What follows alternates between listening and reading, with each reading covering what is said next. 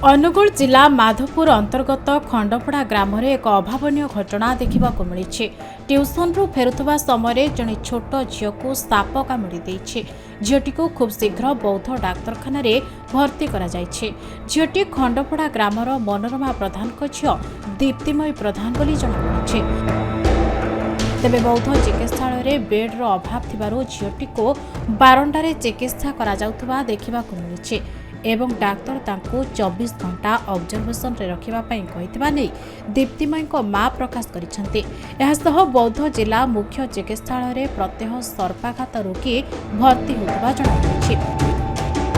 वर्षा ऋतु होइथिबारु shop मानकर भय बढ़ी चलीछि, तेणु एही ऋतुरे साप प्रति विशेष सतर्क रहिबा सह छोट छुआ मानक उपरे ध्यान रखिबा निहाती आवश्यक।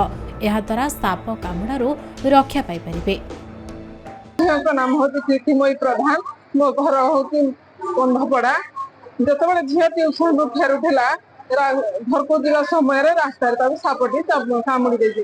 जेहेतु से छोट छुआ सापटी गोड़े गोड़े से भयभीत हो सांगे बापा भी थे सापटी गोड़े होगला जो चाबी देती से जोर चित्कार कर घर दौड़ी आसी से समय सापटे रंगी जाम साप देखी घर को जो नेली मुझे गोड़ा को चिपिकी धरी कारण अधिक रक्त बाहर विष चढ़ी बोली से सागे सागे आम चिंता कलु मेडिकल को आने गाड़ी द्वारा आम मेडिकल को धरिकी आसलु। डॉक्टर भी चिकित्सा कले चिकित्सा भी जारी रही।